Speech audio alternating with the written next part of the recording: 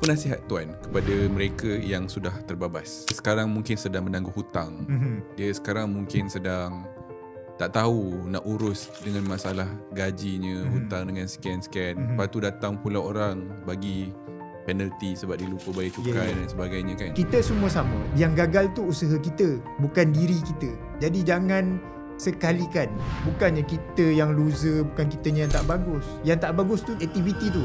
Alif Haikal, seorang pakar dalam digital marketing, kewangan dan cukai, yang fokus kepada satu matlamat, menaikkan profit perniagaan anda. Namun kepakarannya hari ini dilahirkan daripada satu kegagalan. beliau buktikan bahawa kegagalan adalah peristiwa, bukan identiti. Bisnes saya tu setahun tak dapat bayar gaji. Saya pilih untuk ambil pempasan bila saya tutup syarikat. Dan saya kena cari duit setiap bulan untuk bayar. Daripada saya boleh bagi allowance kepada isteri, saya tak boleh bagi allowance.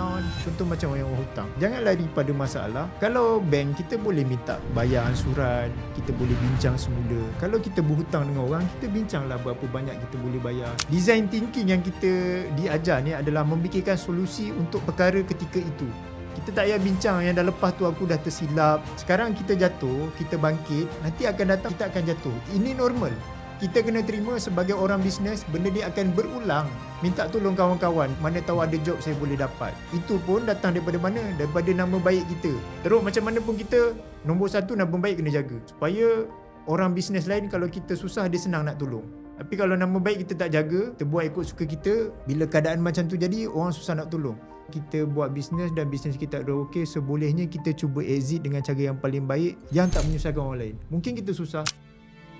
Bila Tuan dah tak ada kat dunia ni nanti, Tuan nak dikenali sebagai apa? Kalau saya dah mati, cukuplah.